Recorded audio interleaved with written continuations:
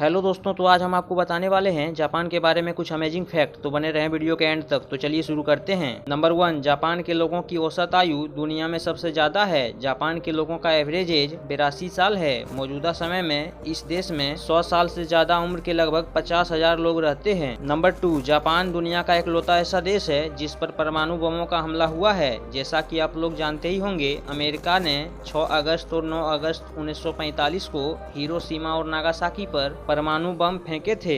इस बमों को लिटिल बॉय और फैट मैन नाम दिया गया था। नंबर 3, दोस्तों आप जानकर हैरान रह जाएंगे कि जापान का क्योटो शहर इतना सुंदर है कि इसे सेकेंड वर्ल्ड वॉर के दौरान अमेरिकी युद्ध सचिव द्वारा बमबारी सूची से हटा दिया गया था, क्योंकि वो पहले क्योटो शहर घूम चुका था और इस शहर की सुंदरता से काफी ज्यादा प्रभावित हुआ था। नंबर 4, क्या आप जानते हैं जापान के मोटाबो कानून एक ऐसा कानून है जिसके मुताबिक 40 साल से ऊपर की उम्र के पुरुषों की कमर 33.5 इंच से ज्यादा नहीं होनी चाहिए और औरतों की कमर 35.4 इंच से ज्यादा नहीं होनी चाहिए। लोगों को फिट रहने के लिए जापान में यह नियम 2008 में बनाया गया था। नंबर 5, जापान के बारे में ये जानकारी को जानकर आप लोग इतना शॉक्ड रह जाएंगे कि आपको लगेगा जापान भारत से कितना आगे है। एक दूसरे देश का निवासी जापान में शिक्षा लेने आया था।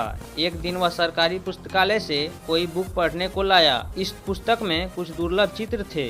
ये चित्र इस युवक ने पुस्तक से निकाल लिए और पुस्तक वापस पुस्तकालय में रख दिया। किसी जापानी स्टूडेंट ने यह देख लिया और पुस्तकालय को उसकी सूचना दे दी। पुलिस ने तलाशी लेकर ये चित्र उस स्टूडेंट के कमरे से बरामद किए और उस स्टूडेंट को जापान से निकाल दिया गया। मामला यहीं तक रहता तो कोई बात नहीं थी, अपराधी को दंड मिलना ही चाहिए, पर मामला यहीं तक नहीं रुका और यह पुस्तकालय के बाहर लिख दिया गया कि उस देश का नागरिक इस पुस्तकालय में प्रवेश नहीं कर सकता है। नंबर 6, फुगु जापान में लोकप्रिय पकवानों में से एक है। यह एक जहरीली मछली का पकवान है जो बेहद ही स्वादिष्ट होती है। सिर्फ लाइसेंस वाले कुक ही इसे बना सकते हैं और वह इसे ग्राहकों को बेचने से पहले खुद चख कर देखते हैं कि कहीं इसमें जहर मौजूद तो नहीं है। फुगु का लाइसेंस प्राप्त करने के लिए लगभग 7 से 11 साल की ट्रेनिंग लेनी जरूरी है। नंबर 7, आपको तो पता ही होगा कि जापान में साफ सफाई का बेहद ही ध्यान रखा जाता है। यह इसी बात से पता चलता है कि कुत्ते पालने वाले प्रत्येक जापानी नागरिक उसे घुमाते समय अपने साथ एक विशेष बैग रखता है जिसमें वह उसका मल इकट्ठा कर लेता है। नंबर 8, जापान में सबसे ज्यादा कार्टून शोज बनाए जाते हैं। जापान इस बिजनेस में दुनिया भर का 60% मार्केट शेयर अर्जित कर रखा है और डोरेमोन कार्टून शोज जापान में ही बनाया गया है। हम इसके हिंदी में डब किए हुए शो को टीवी पर देखते हैं। नंबर 9, हमारे देश भारत के महान संत स्वामी राम तीर्थ एक बार जापान गए। वे रेल से यात्रा कर रहे थे कि एक दिन ऐसा हुआ कि उन्हें खाने को फल नहीं मिले